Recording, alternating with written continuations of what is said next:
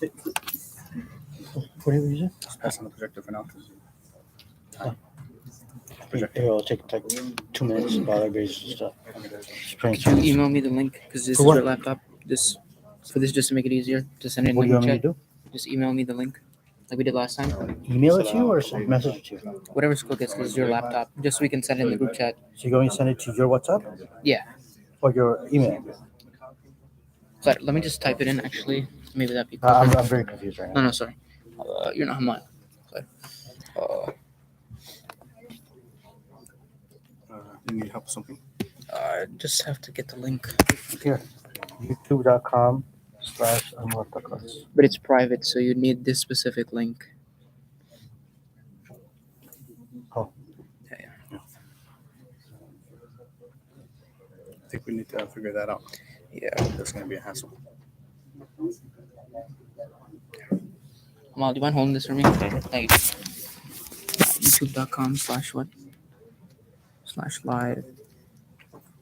That's why I would have preferred if he could email it to me because it's a bit of a hassle to do it like this. Can you read from VT onwards? On my phone. Yeah, you can.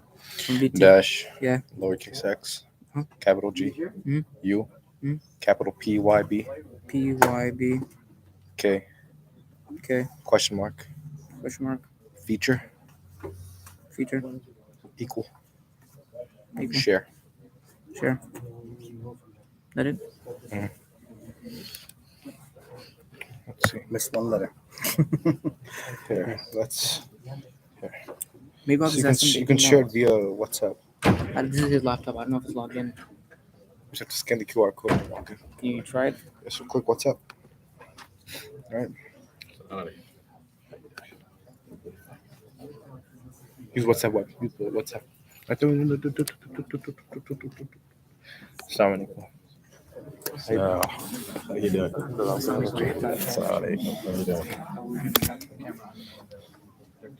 How do I do this?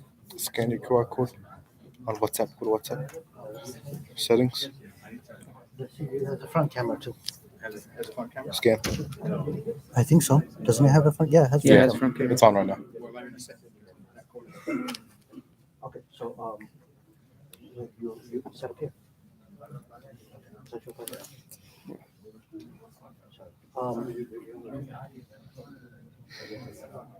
You want to send what? There you go. Just send it in there. Yeah, just send it Can we bring that table here? and enter. You stop. I'm in Toronto. Leave it alone. I logged in on your laptop with my WhatsApp. Just letting you know. That's fine. That was quicker.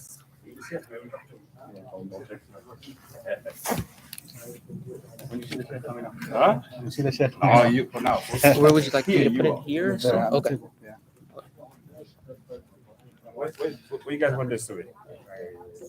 Right here? I have no clue. Close enough to the projector so my laptop can be there. Okay. So we'll do right here? Okay. Do you need anything else? You want a water bottle? Yes. Let me take it outside. Hold you off. Huh? Hold you off.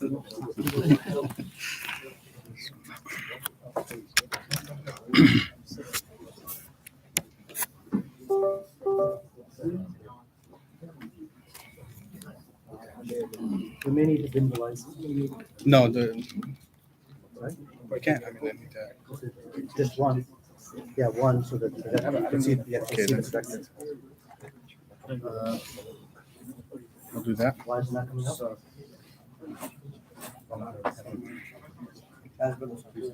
There we go. Your computer turned. Oh, okay. Yeah. Thought it turned off. What's wrong? I thought it turned off. Where'd it go? It disappeared. What display? YouTube. Where's Ibrahim? Here.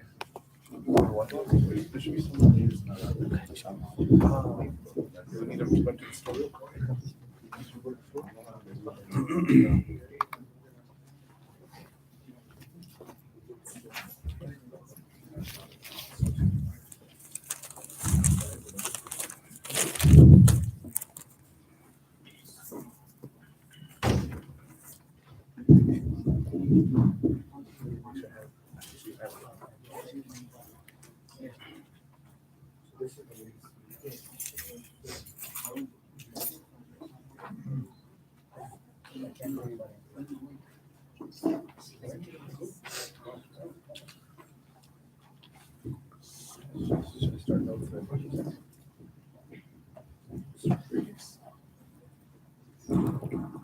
Where's the PowerPoint? The PowerPoint thing he did. You did a PowerPoint thing? Yeah, I don't know what it is. Hold on. I called this. Faisal? Faisal, you come go please. What's up? I don't see it unless I'm. He said the PowerPoint thing you had. He I said have anything PowerPoint. I had the PowerPoint. You said your niece was going to make you or something. You never sent it to me. I sent you the list of stuff. You said send you a list and I sent it to you. And you never. Yeah, I don't have anything. Okay, خلاص, that's better. Send that back. Okay. Okay, so. I sent you a list. You send you a list of topics. That's fine.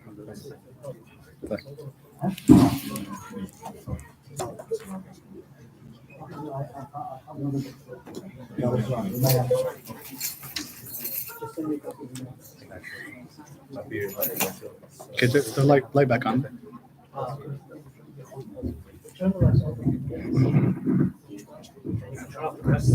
No, turn them on.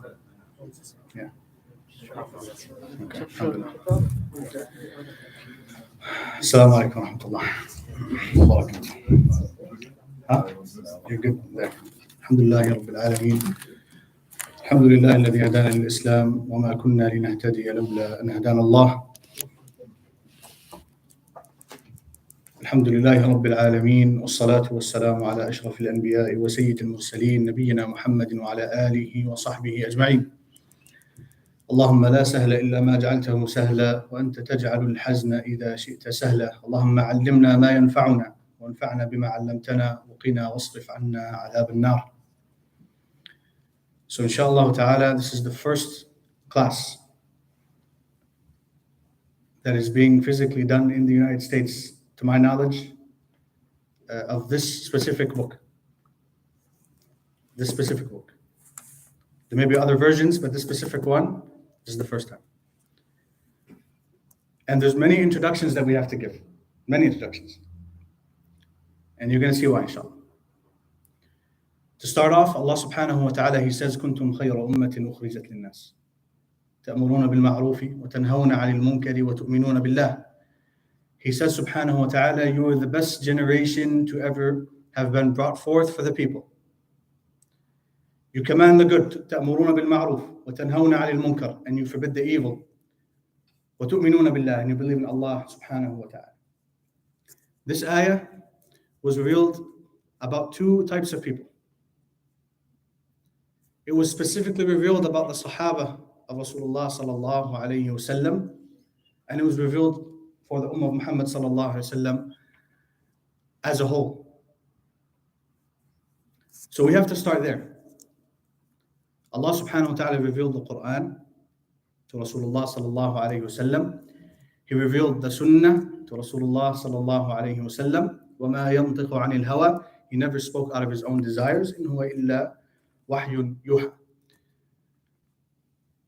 And the generation that was around us, the Rasul sallallahu alayhi wasallam, the Sahaba, Allah subhanahu wa ta'ala chose them specifically. Why? Abdullah ibn Mas'ud radiyallahu anhu, he said, إِنَّ اللَّهَ نَظَرَ إِلَى قُلُوبِ الْعِبَادِ. Allah subhanahu wa ta'ala looked at the hearts of all of His servants, all of them. فَوَجَدَ خَيْرَ قُلُوبِ الْعِبَادِ قَلْبَ مُحَمَّدٍ صَلَّى اللَّهُ عَلَيْهِ وَسَلَّمَ. And he found that the best heart to exist, and of course he found, meaning it was present, it was there. He knew subhanahu wa ta'ala. The best heart that existed among all the hearts from the time of Adam until the end of time was the heart of Rasulullah sallallahu alayhi wa sallam. ثم نظر في قلوب العباد فوجد خير القلوب قلوب أصحابه صلى الله عليه وسلم. And then he looked again, subhanahu wa ta'ala, and he found there, of course, again, he knew it was there, but they were there. The hearts of the Sahaba were the best hearts after Rasulullah sallallahu alayhi wa sallam. So after mentioning Rasulullah sallallahu alayhi wa sallam, Abdullah ibn Mas'ud, he said, فَاصْطَفَاهُ ثُمَّ اصْطَفَاهُ لِنَفْسِهِ. And then Allah subhanahu wa ta'ala chose Muhammad sallallahu alayhi wa sallam for himself. وَابْتَعَثَهُ بِرِسَالَتِهِ. And he sent him with his message of La ilaha illallah. So we have the Rasulullah sallallahu alayhi wa sallam, the companions, Ridwanullahi alayhim. That generation that I'm positive that every single person here today is Muslim because of their da'wah. Every single person. Wherever you may come from. Every single person, through the work of the Sahaba, Islam reached our lands. Even those who were born in America and whose ancestors were in America for 400 years, they're still, the Sahaba are still the ones who have the favor over them because they're the ones who carried on the religion to us from Rasulullah sallallahu alaihi wasallam. So this is the first thing. Different Sahaba around Rasulullah sallallahu alaihi wasallam had different roles. That whole generation, it was a perfect generation. But in the individual Sahaba, they had different roles. And this is important to us before studying this book. Why? Because there were among the Sahaba people who were specialized in understanding the Quran, and people who were specialized in understanding the Sunnah, and people who were specialized, in narrating ahadith. And there were about over 130 of the Sahaba who were specialized in understanding the Quran and Sunnah. Over 130. Among them, there were 7 who were the most famous. Who knows some of them? Let's get hands raised, inshallah. Who knows some of them? Now. Abdullah ibn Mas'ud radiyallahu anhu. Now. Ubay ibn Ka'b was one of them. But so we're talking about the 7 specific ones now. Abdullah ibn Abbas. Jazakumullah khair. Ubay ibn Ka'b. Zayd ibn Thabit. Aisha radiyallahu anha. Who else?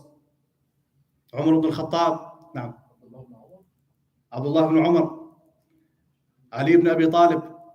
There were 7 that was specifically, people used to go to them mostly when trying to understand, the different aspects of the Sunnah. So we have, for example, Umar radiyallahu anhu. Yes. So we have Umar ibn al-Khattab radiyallahu anhu. These were the 7 most famous Sahaba that people used to go and ask questions. Umar ibn al-Khattab radiyallahu anhu. Ali ibn Abi Talib radiyallahu anhu. Abdullah ibn Mas'ud radiyallahu anhu. Aisha radiyallahu anha.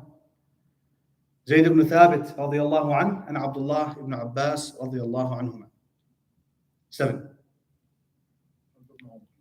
Abdullah ibn Umar. He's additionally 8, 7. This is the 7 or 8 that are most famous. Each one of them had a different virtue or different virtues that Rasulullah sallallahu alaihi wasallam told us about. Before we start learning about the great imams like Malik and Abu Hanifa and Shafi'i and Ahmad, we have to first know about the Sahaba. Before we know about people who are alive today, we have to know about the Sahaba. And then we have to know about the next generation and the imams that came after them. So Umar radiallahu anhu, for example, he became Muslim through the dua of Rasulullah sallallahu alayhi wa sallam. He said sallallahu alayhi wa sallam, Allahumma a'izz al-Islam bi-ihda hadayn al-rajulayn. He said, oh Allah, bring strength and glory to Islam through one of these 2 people. Umar ibn al-Khattab, and who else?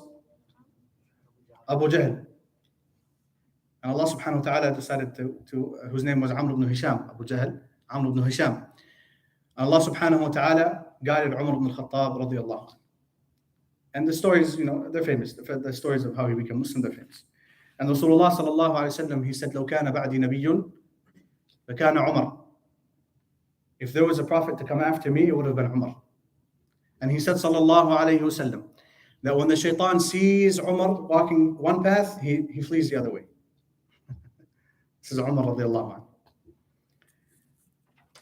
Ali ibn Abi Talib radiallahu anhu, one of the fuqaha as well, who was known for his fiqh, had special virtues. that Rasulullah sallallahu alaihi wasallam taught us. And these virtues that I'm mentioning, there's only one or two. There's volumes and volumes of virtues. And it's enough that they're mentioned in the Quran, the Sahaba.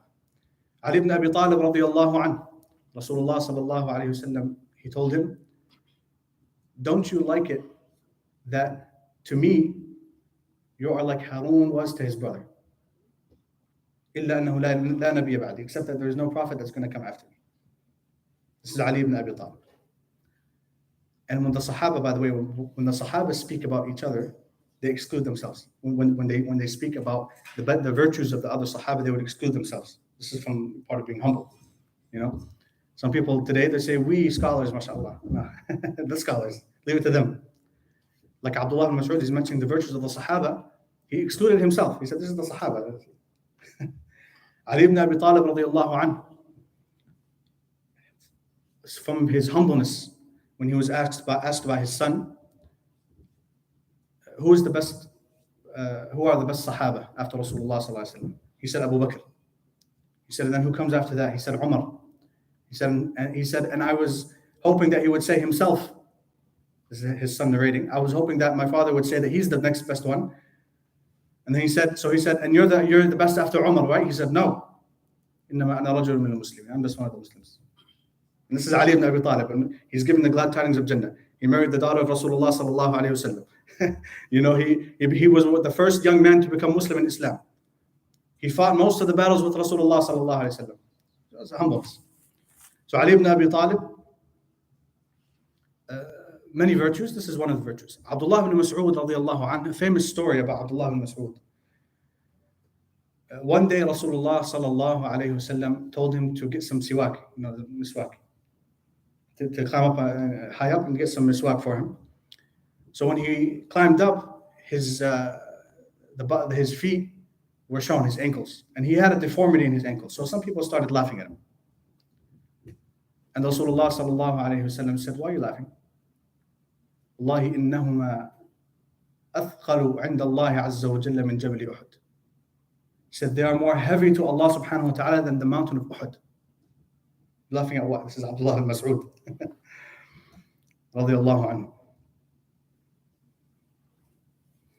Aisha radiallahu anha, we could say so many things about the virtues of Aisha radiallahu anha, but I'm going to mention only two things.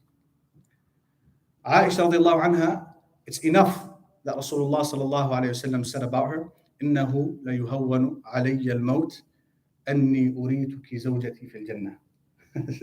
This is one of the most beautiful ahadith that you can read about anything. Rasulullah sallallahu alayhi wa sallam was on his deathbed, and he said, it makes my death lighter and easier upon myself that Allah subhanahu wa ta'ala showed you as my wife in Jannah. This is enough. Anything less than that, this is enough. Allah subhanahu wa ta'ala revealed Quran about Aisha radiallahu anha. And when Aisha heard these ayat, she used to say, or she said, I didn't think that I was that important. Allah subhanahu wa ta'ala sending Quran about me. And Aisha radiallahu anha, her knowledge, she was the most knowledgeable about the Prophet sallallahu alayhi wasallam in his home, because he used to stay at her house mostly. And Abu Musa al-Ash'ari radiallahu anhu, he used to say, ما أشكل علينا أصحاب رسول الله صلى الله عليه وسلم مسألة أو أصحاب رسول الله صلى الله عليه وسلم مسألة إلا وجدنا عند عائشة في عنها علم أو فيها علم أو فيه علم. He said that the Sahaba or the companions, we would never be confused or unsure about something, about anything related to the religion, except that we'd go to Aisha and we'd find that she had some knowledge about it. It's Aisha radiallahu anha. طيب, Zayd ibn Thabit. What's something very particular about Zayd ibn Thabit that no other Sahabi shares? Who knows? No. His name was mentioned in the Quran. But there's also, why was his name mentioned in the Quran? This is the story behind that. Zaynab, but why was this story particularly special? Yes. So Zayd ibn Thabit, when Rasulullah sallallahu alayhi wa sallam went to Medina, he was an orphan. and Rasulullah sallallahu alayhi wasallam adopted him. So they used to call him Zayd ibn Muhammad until Allah subhanahu wa ta'ala commanded that everybody is called by their parents' name. So the Arabs at that time, they thought it was shameful if a man would marry the divorced wife of his stepson, of his adopted son. I mean. So Allah subhanahu wa ta'ala clarified that issue in the Quran. And he mentioned Zayd by name. Zayd ibn Thabit radiallahu anhu was the one. Look, we have the Masahif. Every single time, any Muslim in the entire world opens a Mus'haf and reads, Zayd gets ajr. Zayd gets reward. Because during the time of Abu Bakr and the time of Uthman, Zayd was the one who collected the Mus'haf into one book. He was given the task. So every single time we read from the Mus'haf, Zayd gets the reward. Imagine that. Imagine the level of ajr. This is Zayd ibn Thabit radiallahu anhu. Abdullah ibn Abbas was how was he related to Rasulullah? He was the cousin of Rasulullah sallallahu alayhi wasallam. From his uncle Al-Abbas radiallahu anhu, became Muslim. And Abdullah ibn Abbas radiallahu anhu, one time he was in the house of Rasulullah sallallahu alayhi wasallam, and he prepared some water for the Prophet sallallahu alayhi wasallam for him to make wudu. So Maymuna, al-Mu'mineen, radiallahu anha, she told Rasulullah sallallahu alayhi wasallam that Abdullah ibn Abbas, Abdullah, prepared some water for you for wudu. So Rasulullah sallallahu alayhi wasallam made dua for him. He said, Allahumma, who knows the dua? Allahumma faqihhu fi ad-din wa 'allimhu at-ta'wil, aw 'allimhu at-ta'wil wa faqihhu fi ad-din. He said, Oh Allah, teach Abdullah ibn Abbas the meanings of the Quran, tafsir, ta'wil, and give him understanding of the religion. This is Abdullah ibn Abbas radiyallahu anhu. Abdullah ibn Umar was also very particular, special, unique individual. Abdullah ibn Umar was extremely attentive, and it was extremely important to him that he would do everything that Rasulullah sallallahu alaihi wasallam did. Everything. Even if he knew that Rasulullah sallallahu alaihi wasallam prayed in a particular place, he would go and pray there. And if he knew that Rasulullah sallallahu alaihi wasallam prayed or sat under a tree, he would go and he would water that tree so it never dies. And he would make sure to follow all of the sunan to the teeth, to the letter. Rasulullah sallallahu alaihi wasallam. Abdullah ibn Umar. We have a saying in Arabic, we say that lion cub is the son of his father, the king, the lion, the lion cub is the son of his father. This is Abdullah ibn Umar radiyallahu anhu. Now, Abdullah ibn Umar radiyallahu anhu, one time a man had wrote him a letter asking him a question. He said, "Uktub li al-ilm." He said, write down all of the knowledge for me, everything you know, write it down for me. So Abdullah ibn Umar radiallahu anhu, he said, "Inna al-ilma kathir." He said that knowledge is a lot of knowledge. But he left him with 3 things to remember. قال إن استطعت أن تلقى الله عز وجل خفيف الظهر من دماء الناس. If you are able to meet Allah subhanahu wa ta'ala with your back being light and free from ever spilling blood unjustly, number 1. أن تلقى الله خفيف الظهر من دماء الناس خميص النظر في أموالهم, without having anybody in this dunya ask you for money that you owe them. Stay away from the money. Number 2. And number 3, he said, كَافَ اللِّسَانِ عَنْ عَرَضِهِمْ, holding your tongue away from their honor and backbiting and gossiping and this and that. So if you can do these three things, in addition to sticking with the general masses of the Muslims, then do that. Stick with the Muslims. This is Abdullah ibn Umar radiyallahu anhu. طيب. So these are the 7 main Sahaba, 7 main fuqaha. Fiqh means understanding of the hadith, understanding of the sunnah. Fiqh, this is a science. We have to learn the science If we learn general things, alhamdulillah, we have a lot of nice stories, but we have to learn the science, because the sciences is what keeps us firm on this religion. We keep something to go back to, solid. These are the fuqaha. Now, what I want to do in this, inshallah ta'ala, the beginning of the class, I want to mention a few things to put everything into context. Number one, the sciences of Islam are few. There's a few main sciences of Islam that we should all know, at least at a basic level. At least at a basic level, we have to. طلب العلم فريضة على كل مسلم. Seeking knowledge is an obligation upon every single Muslim. Number one, and the most important science in Islam is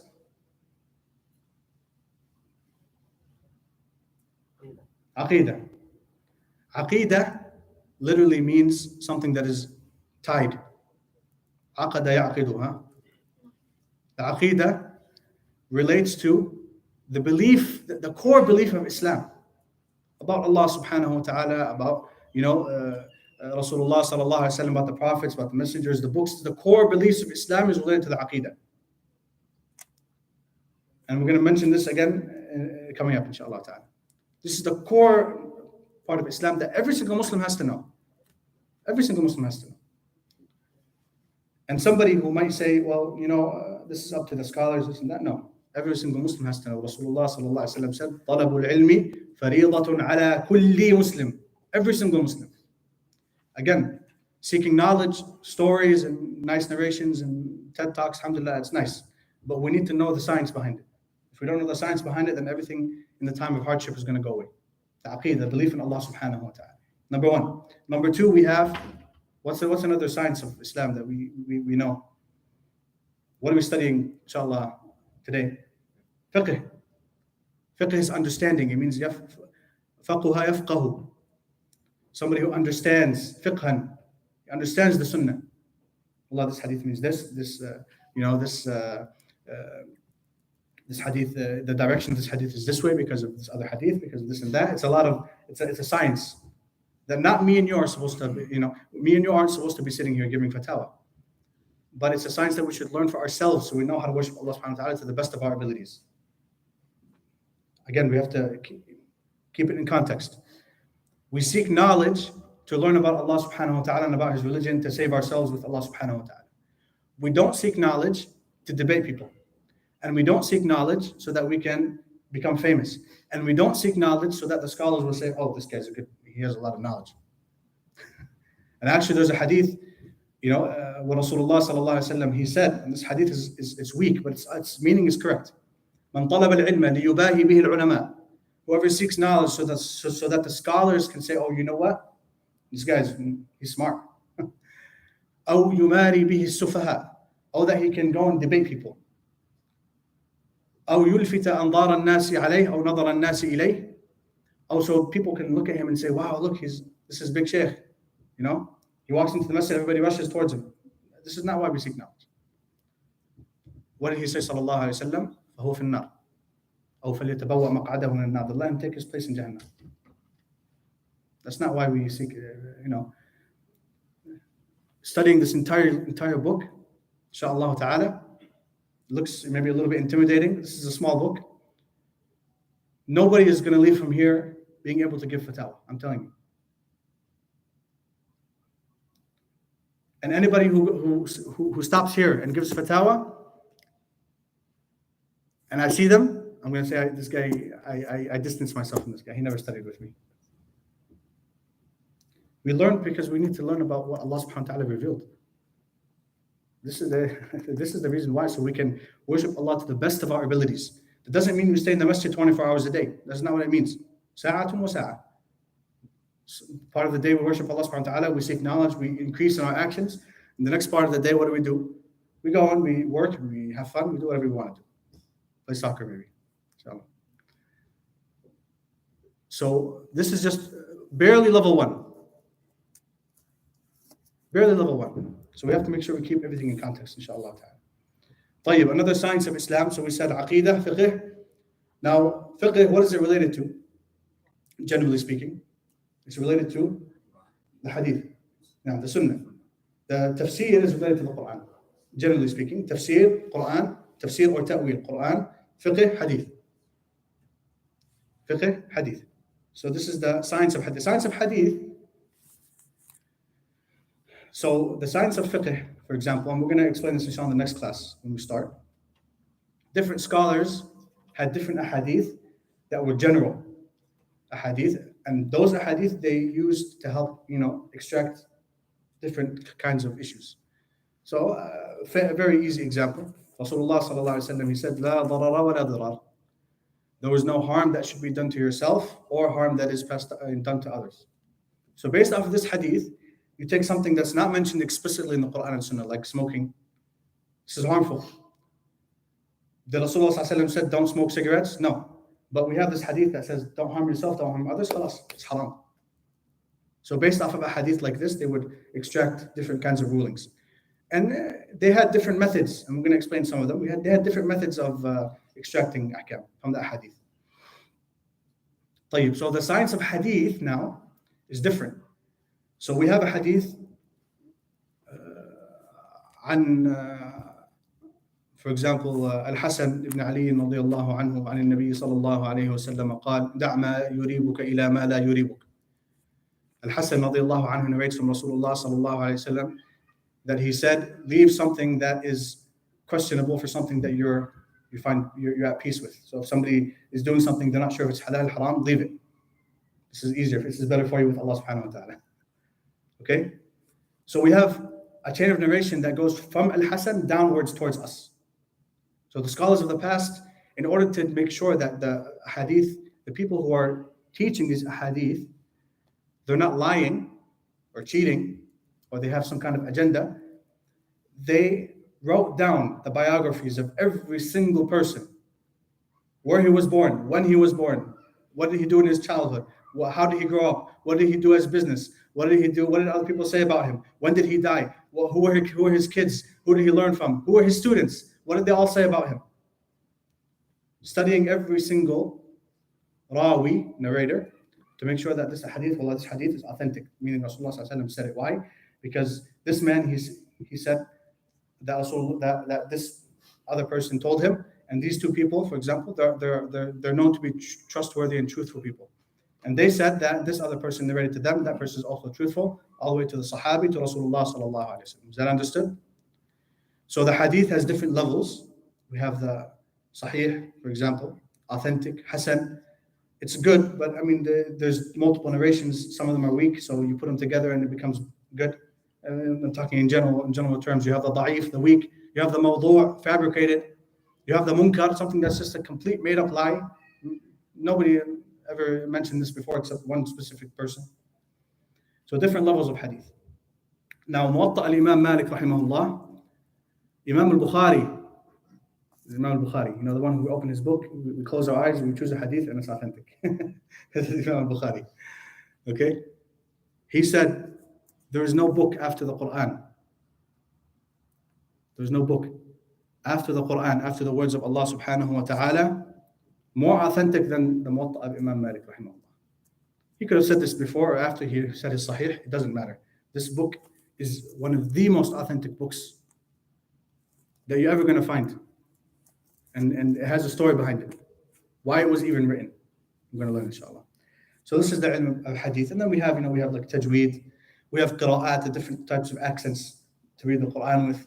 We have, tafsir, the understanding of the Quran, different sciences of Islam that inshallah ta'ala we should all strive to have at least a basic level of knowledge about. Again, not so we can debate each other, so we can understand the religion of Allah subhanahu wa ta'ala. طيب. So Rasulullah sallallahu alayhi wa sallam, he said, خَيْرُ الْقُرُونِ قَرْنِي. The best generation is my generation, him and the Sahaba. ثُمَّ الَّذِينَ يَلُونَهُمْ. Then the generation that comes right after them. ثُمَّ الَّذِينَ يَلُونَهُمْ. Then the generation that comes right after them. These are called القرون الثلاثة المفضلة.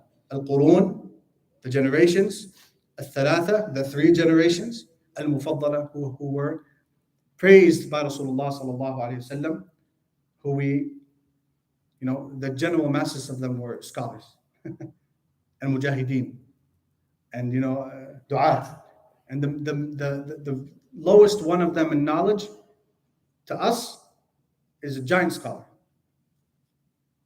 It's a giant scholar.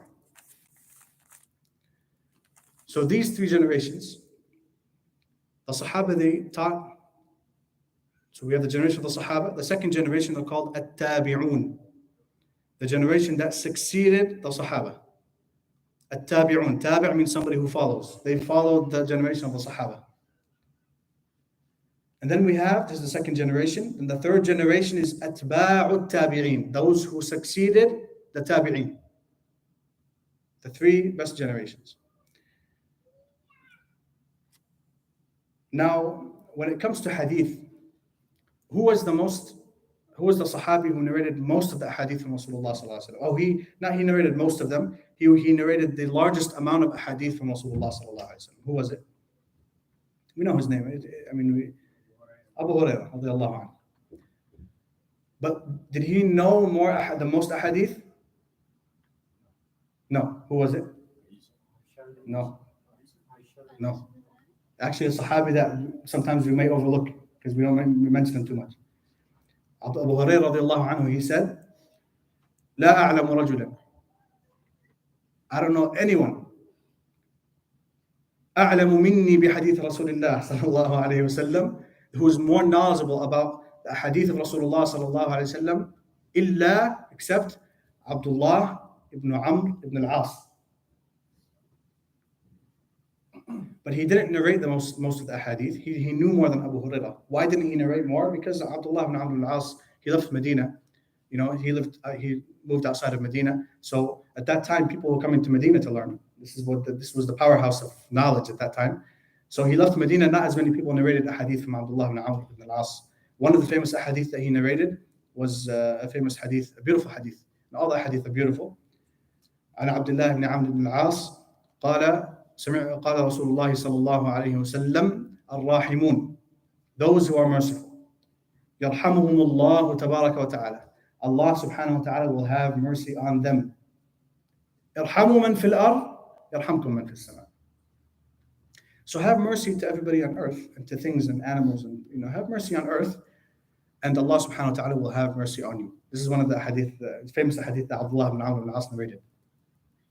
And this is actually many times when in the past people would go to some of the scholars and they would learn from them hadith.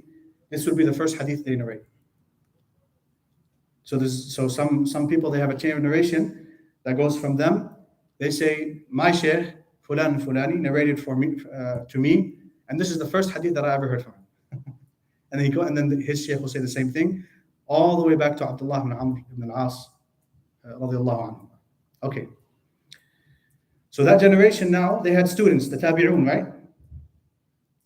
Among the Tabi'un, we had so many scholars. The third generation is what I'm going to focus on. The third generation is the generation that Imam Malik rahimahullah ta'ala was from. Atba'u Tabi'in. He was born what year was he born? Year al-Maliki. 93 Hijri. So 93 years after Rasulullah sallallahu alaihi wasallam migrated from Mecca to Medina, this is when Imam Malik was born. And look, if you want to speak about the biographies of every single one of them, each one of them can take maybe even more than one class. Imam Malik, astonishing individual. Imam Malik, huwa Malik ibn Anas. Malik ibn Anas. His father was a scholar, but he didn't teach as much. His brother, An-Nadr ibn Anas, was also a scholar. His grandfather was named Malik as well. So his name is Malik ibn Anas ibn Malik al-Asbahi. Of course, it goes longer than that. We'll stop there. His grandfather was also a muhaddith who learned from the Sahaba. He was one of the Tabi'in. And it was mentioned in some of the books of Sirah that he was one of the ones who helped carry the body of Uthman to the graveyard when he was killed. His grandfather. Okay? So you see the family is... And who's the one who pushed him to, or who's the one who used to give him advice to seek knowledge? His mother. The whole family is blessed. And Imam Malik, since he was a kid, he used to love seeking knowledge. He used to love it. And one of the things that inspired him was that one time his father had called him, and he asked him and his brother, his father called him and his brother, and he asked them about a specific issue in the Sharia, and he answered, and his brother answered, but Imam Malik got the answer wrong as a kid. So he said, I wanted to learn after that. I wanted to learn. I should have known that.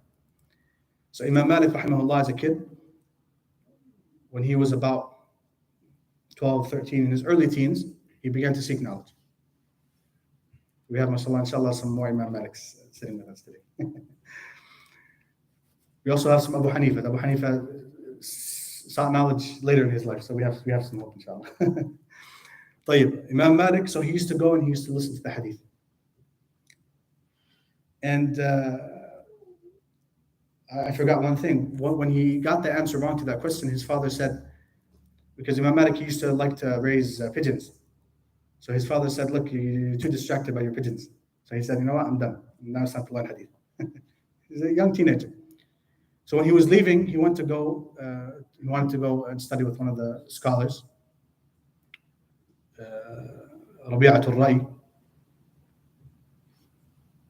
His mother was helping him get dressed, and he said, she put his cloak on him, and she said, go to him and learn from his manners before you learn from his knowledge. This is another aspect we have to understand today. Manners before knowledge. Manners before knowledge. Manners without knowledge is just manners. It's nice. Knowledge without manners could be arrogance. It's a horrible thing. It's a horrible thing. And I mention this a lot. We see this on the internet. Maybe some knowledge, no manners. No manners. You're this and you're that, and you're this and you're that, and you're this and that, and you're fighting, and this and that. There's no purpose to this. All this does is remove the light, the nur, the light that Allah subhanahu wa ta'ala brings with knowledge. He removes it from people's hearts. And who said this? Imam Malik. He said, whoever just is concerned about continuously debating and this and that and this and that, Allah subhanahu wa ta'ala removes the light of the nur, of the ilm, of the knowledge from his heart. There's times when we have to discuss, we have to challenge, we have to debate. But that's a small fraction of what we should be doing. We should be teaching, we should be learning. We're learning, then teaching. But people, they jump to the debates. They know two hadith, they know some things, they jump to the hadith. They jump to the debating. No, this removes the nur, this removes the light. And somebody who always debates is going to slip up sometime. And we have seen so many times people saying ridiculous things on the internet. Ridiculous things. And none of them, most of the time, can't even read a proper sentence in Arabic. Most of them. 95% of them. And if you meet any of them, they know me, a lot of them, tell them, Ayman, Abu Rub says, go back and study because you don't know how to speak now. Tell him he wants to talk to you. He wants to talk to you, call him. Don't tell him anything, tell him call him. Because most of them they know me. Not because I'm famous, because of my father. You can't even construct a sentence in Arabic, and you're debating with different sects and different religions and this and that. And this, Allah, this is ridiculous. So she said, تعلم خذ منه العلم الأدب قبل العلم. Take your manners from him before your knowledge. Something called semt. These words, I want you to memorize them. Semt. Semt means the look, the general, look, the prestige, the humbleness that a scholar carries. Samtul ulama. We have to learn this before we even study the knowledge. Because without this, it's useless. So Imam Malik, rahimahullah, began studying and studying and studying. And he studied with over 70, not 17, 70 scholars of Medina. And he said, nobody, ما ينبغي لأحد أن يجلس للفتوى. Nobody should sit there and give fatwa حتى يقر له شيوخه أو كما قال, until his own teachers, all of them agree that he can give fatwa. And then he says, أخذت عن أكثر من 70 عالما أو فقيها من عالما من علماء المدينة أو فقيها من فقهاء المدينة. I studied with more than 70 scholars of Medina. And only after they all gave him the approval, he said, okay, now it's time to sit down and give fatwa.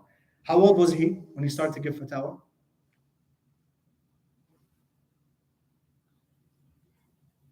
21. 21. And over 70 scholars had already agreed that this guy is, he should be giving classes. So Malik ibn Anas, rahimahullah, when he would go out, he would wear the best clothes that he could. He would make sure to look his best. And he would leave, and people would ask him, why? Why do you make such an effort? He said, I'm going to teach the sunnah of Rasulullah sallallahu alayhi wa sallam. And one time, another scholar named Abdullah ibn Mubarak, famous scholar, he said, I was sitting in the gathering of Malik ibn Anas, in the class of Malik ibn Anas, and a scorpion came and, I don't know what's called in English, hit him, or whatever they call it. Oh, they don't really bite, but stung him. Yeah. And he said, I watched the scorpion sting him 16 times. He just didn't like this. He just didn't like Imam Malik. And he said Imam Malik didn't, he said he was like, his face is getting yellow. He wants to scream from the pain, but he didn't do anything. He didn't move. He didn't get up. He didn't say anything. So after the class, Abdullah Mubarak said, why'd you do that? A scorpion just stung you 16 times. He said, because I wanted to honor the hadith of Rasulullah sallallahu alayhi wa sallam. Ijdalan li hadith Rasulullah sallallahu alayhi wa sallam. I wanted to honor the hadith of Rasulullah sallallahu alayhi wa sallam. So when he chose his spot in the masjid, the spot that he chose had two very specific things about it that was, very special. Number one, it was the spot that Rasulullah sallallahu alayhi wa sallam, when he would stay in the masjid for i'tikaf, when he would stay in Ramadan overnight in the masjid for long periods of time, that was the place that he used to sleep. And it was the place that Umar ibn Khattab used to himself give fatwa. So he chose a very specific place. This is the place I want to sit here and give fatwa. Imam Malik rahimahullah. And of course, again, I can go on and on about Imam Malik. There's so much to say. He was from Atba'u Tabi'i. Imam Malik rahimahullah, many of his narrations have two people between him and Rasulullah sallallahu alaihi wasallam. Remember, he was born in the year 93 after the Hijrah. And then he lived for 85 years. He died when he was 85 years old. So Imam Malik rahimahullah would narrate many times from Nafi'. Who was Nafi'? Who knows? Yes. He was the freed slave of Abdullah ibn Umar. Next time, inshallah, we need to have more hands up. Instead of knowing about people today, we should know about the Sahaba and the scholars of the past. It's more important for us. I say that in a way that we should educate ourselves more. We should know these people because these are the people who gave us our religion. They passed it down. And Allah subhanahu wa ta'ala chose specifically those three generations. So Nafi' was the freed slave of Abdullah ibn Umar. And we already mentioned Abdullah ibn Umar, he was who he was when it comes to understanding the religion, following the sunnah. He was very persistent on knowing what Rasulullah sallallahu alaihi wasallam did and doing what he did. So a lot of his narrations, they're from Malik, and Nafi', and Ibn Umar. أن رسول الله صلى الله عليه وسلم أو أن ابن عمر أو أن كذا. So this is considered to be the golden chain. So the chains of narration, some of them are long, some of them are short. These shorter ones, because there's no way that anybody in the chain is a liar. They're all extremely truthful people. Malik rahimahullah, Nafi' rahimahullah, Abdullah ibn Umar radiallahu anhu. So they're called the golden chains, as-silsila al-dhahabiyya, the golden chains of narration. This hadith, it's authentic. You don't even have to think about it. And of course, he narrated from others. We're going to mention in the book, but this was one of the noteworthy narrations that Imam Malik, rahimahullah. So Imam Malik, rahimahullah, he had certain ways where he would extract rulings from the ahkam, from the ahadith. Certain ways where he would understand the hadith. And we're going to mention this in the next class, but I want to mention this in brief. He had certain ways where he would extract. Of course, generally speaking, all of the scholars had the same ways, but they differed in some minor issues. So Imam Malik, rahimahullah, after he was a well-known scholar, he lived during the time of the Abbasi Empire, the second major empire after the Khulafa. He was born, or he lived during the time of Abu Ja'far al-Mansur. He was one of the Khulafa, one of the leaders. Abu Ja'far al-Mansur. So Abu Ja'far al-Mansur, he met Imam Malik one time at Hajj. And he said, listen, I want you to write a book about fiqh that's easy for everybody to read. Muwatta, Muwatta has different meanings. One of the meanings is that something that's been, it's been made easy. So he said, I want you to write a book that's easy for everybody to read about fiqh. So Imam Malik, he said, okay, I'll do that. For 40 years, he gathered this book. 40 years. 40 years, he gathered it. He revised it. He made sure everything was correct. He checked. And after 40 years, he said, here's Al-Muwatta. And even he was astonished because he was like amazed. That some people, he said, Sufyan al-Thawri, he was one of the scholars, he came to him, he learned the entire book in 40 days. So he said, I took 40 years to write this book. It's in 40 days, But because of the amana, because he knew this was a trust that Allah subhanahu wa ta'ala had placed on him, that he needs to make sure, that he fulfills that trust to the best of his abilities. And other people during his time, they got jealous. They were like, let's all write muwattas. So people started writing their own muwattas. And Malik, rahimahullah, he said, look, the muwatta that was done for the sake of Allah, it's going to stay, whichever one it is. And we have this one today. So Imam Malik, when he would sit, he would teach his students. So many people, they would write the hadith. They would memorize the hadith. Among the most famous people who memorized these hadith, I'm going to mention two in specific because they're related to this one. Related to what we're going to talk about. First one was who? Shaybani, Muhammad ibn al-Hasan al-Shaybani.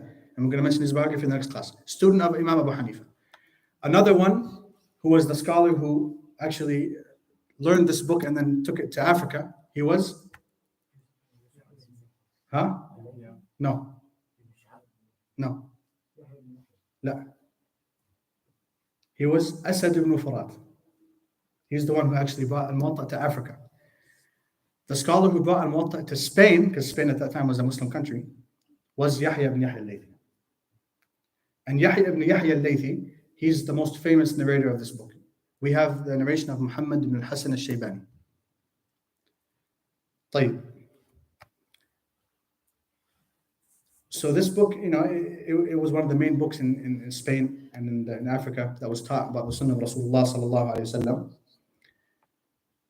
So eventually people started to use the same tools that Imam Malik used to extract understanding from the hadith. This is why the madhab, the way of understanding a hadith, the al-madhab al-maliki, the madhab of Imam Malik, the ways he used to extract this spread across Africa and Spain, where the Muslims were. And then we had, subhanAllah, Spanish scholars who were born, who weren't even Arabs, who used to teach them all in Arabic, and knew better Arabic than all of us put together. And one of the famous scholars, the most famous scholar maybe, of the Maliki madhab, the way of Imam Malik, was who? Ibn Abdul Barr. Now, Al-Imam Ibn Abdul Barr. He was born in Granada in Spain, and he was the judge of Lisbon in Portugal, and he died in Valencia. This is Islam. It stayed there for more than 800 years. And he wrote a concise and brief explanation of this book in 30 volumes. This is the knowledge that we had back then. In 30 volumes, he wrote a concise. He said, "I tried to make it as short as possible." 30 volumes, explaining the hadith of Rasulullah sallallahu alaihi wasallam according to the tools that Imam Malik had used. So this is the importance of this book. And Imam Malik rahimahullah, he also said, after he wrote this book, 40 years when he was gathering this book, he didn't even give it out until he went back to those 70 scholars of Medina, more than 70 scholars of Medina, and he made sure that they allowed him to publish this book. So look, this is the amana, the time, the effort, making sure you're consulting with the scholars, making sure you're understanding, you're not saying anything. Imam Malik rahimahullah, part of the trust that he felt, somebody had traveled to him from Morocco, 6 months back then, traveling from Morocco to Medina to ask him about something. And when he got there, he said, I don't know. So he said, but what am I supposed to tell these people? Tell them, he said, tell them, the one who knows is the one who Allah gave knowledge to. I don't know about this. Ma'asalam. What am I going to tell you? Something I don't know? And this is something that I also find strange. You have people today, they say on the internet, and they answer every single question. I don't know how. Every single question. Every single question. Allah, Imam Malik didn't do this. Abdullah ibn Umar, it's narrated that he used to say, I don't know, more than he used to answer. And this is a Sahabi. I don't know. Don't ask me. Because he's going to be asked about by Allah subhanahu wa ta'ala about what he said.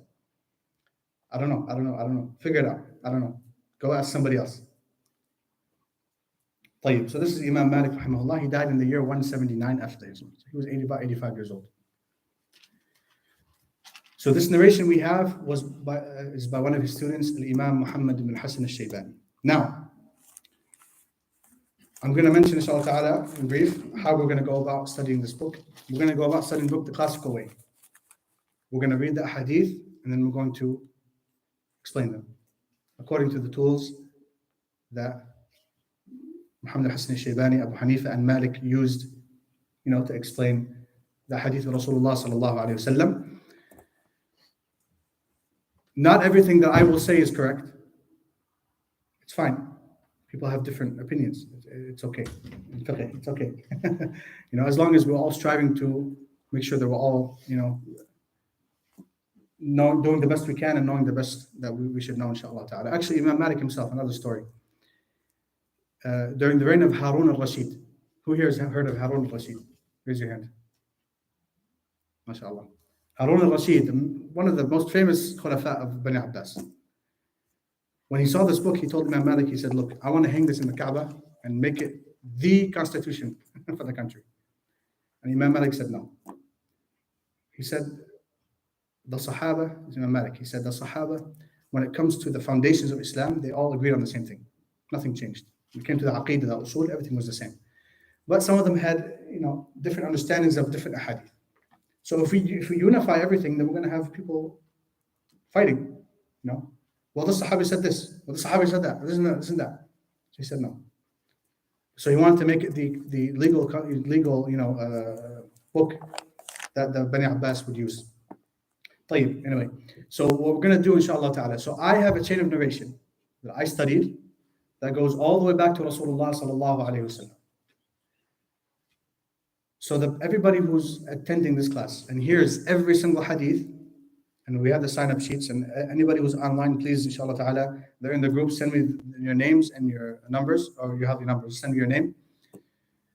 Everybody who signs up and attends every single class and hears every single hadith, bi'idhnillah, I'll add you to that chain of narration, and you can have that chain of narration back to Rasulullah sallallahu alayhi wa sallam. And a certificate of completion. That says, I studied this book. It's a certificate of completion. It's not a certificate to teach. Again, that means you read some hadith. Alhamdulillah. Certificate to teach us. You go to many different scholars and take years to learn. طيب. So that's why I encourage everybody. You want to have your name connected to Rasulullah sallallahu alaihi wasallam directly. Then we're going to have this, inshallah ta'ala, this book that we're going to study together.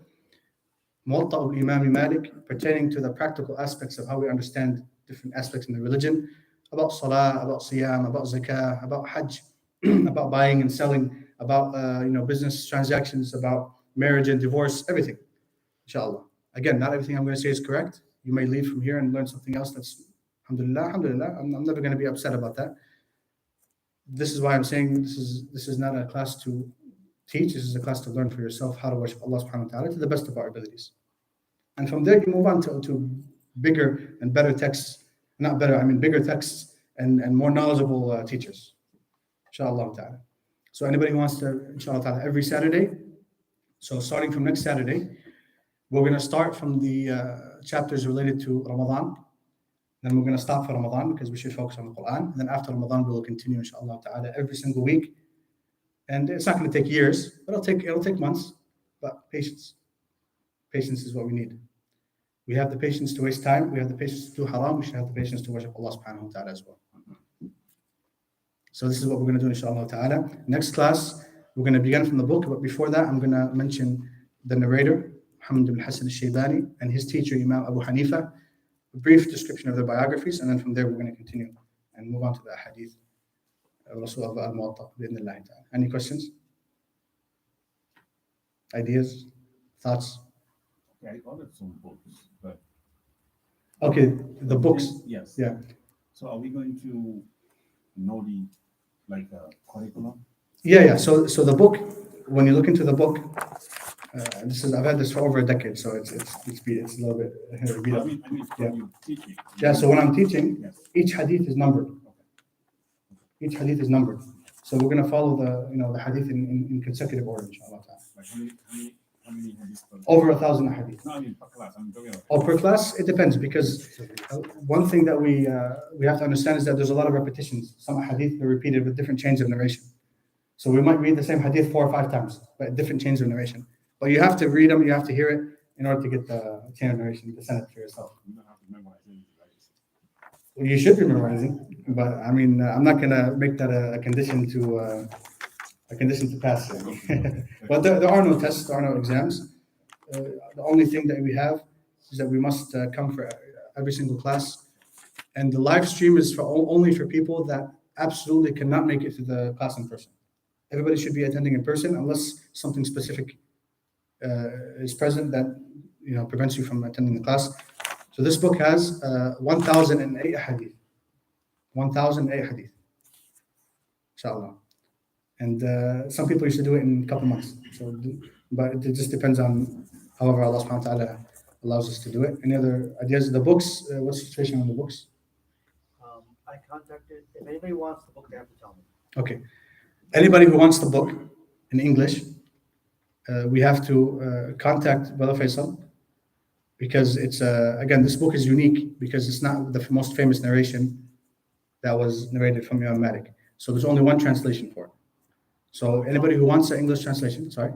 If they want the textbook, if they want the Kindle book, it's available. Yeah, the Kindle book is available on Amazon. Right. But the textbook, the actual physical textbook, contact Brother Faisal, and we might not have it before Ramadan because we want to try to do a group order so we can save the money, inshallah. You're gonna pay the price of the book. I'm not taking anything. So if anybody wants the physical textbook, let Brother Faisal know, and we can, inshallah ta'ala, arrange that, and sign up.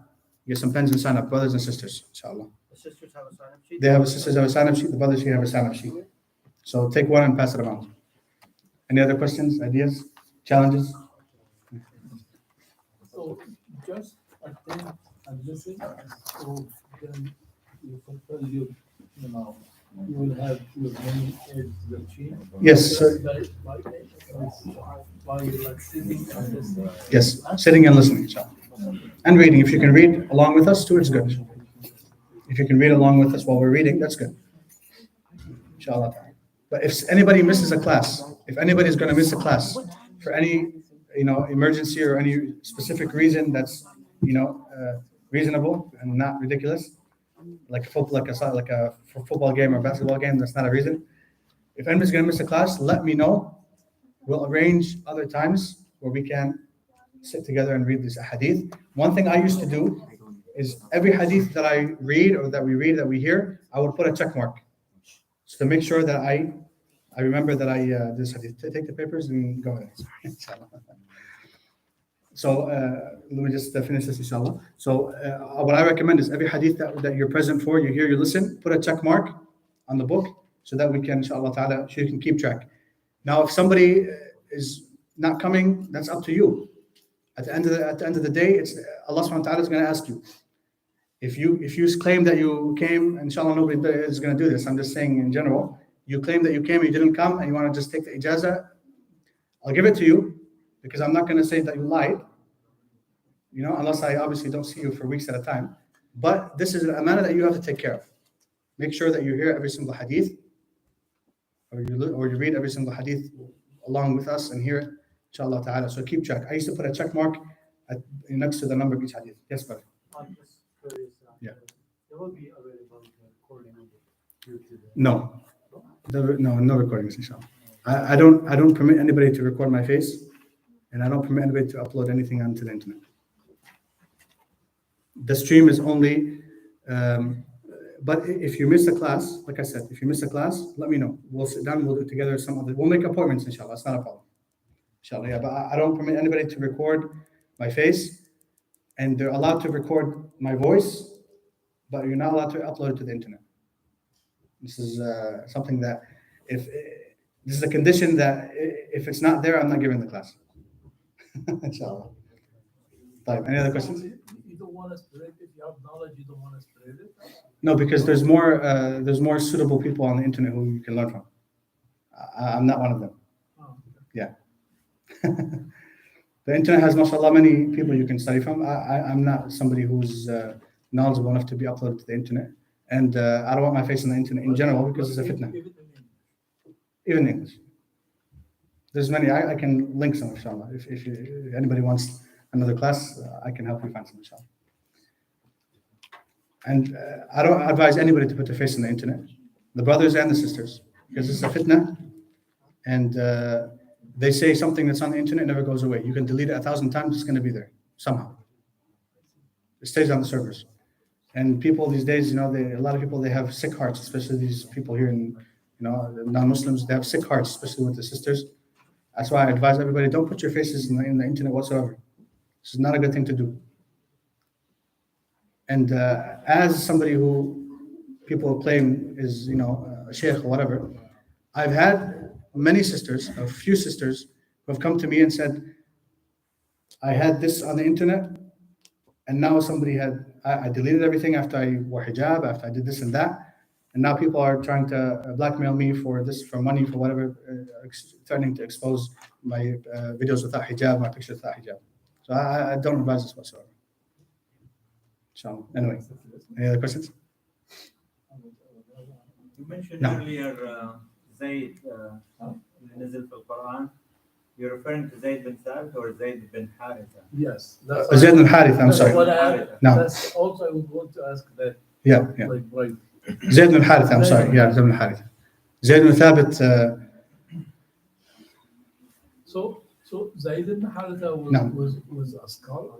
No, Zayd bin Thabit. So Zayd bin Haritha was the ayat about the marriage revealed in the Quran. Zayd bin Thabit, I made the mistake. Zayd bin Thabit was not the one mentioned in the Quran. No. And also Zayd bin Haritha was like Muhammad, right? Zayd bin Haritha was one of the Muhajirin. No. Yes. No. Jazakallah khair. I made that mistake. I apologize. Any other questions? Ideas? We're good, inshallah. Next week, Isha, 8 o'clock. Come for Isha, it's more important than the class. Come for Isha on time, it's more important than the class. And then after Isha, inshallah, we'll continue. Any questions online? Okay, I'm just going to see the questions online and I'll read them out loud, inshallah, so that we can. How many classes will there be for this? Allahu A'lam. However many Allah decides. We're seeking knowledge, so however long it takes, it takes. I studied this book for 3 years. Okay, you have to have patience. What's the book's name? Inshallah, for that, anybody online will send the name of the book and the links on the group, inshallah. And for those who don't have access to the book whatsoever, will let us know, inshallah, and we'll figure something out. Now,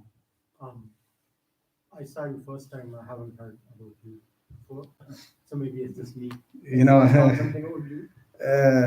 They say.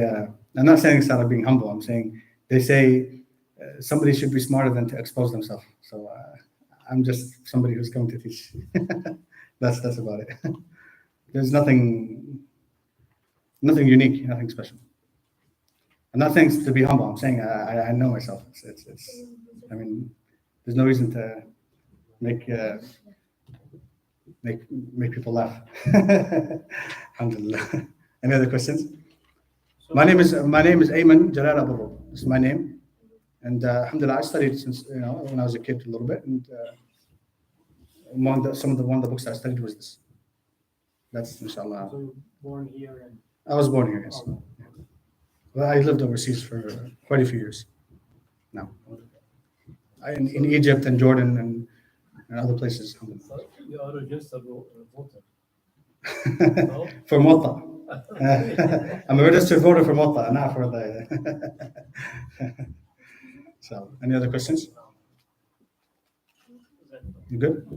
سبحانك اللهم وبحمدك نشهد أن لا إله إلا أنت نستغفرك ونتوب إليك. جزاكم الله خير.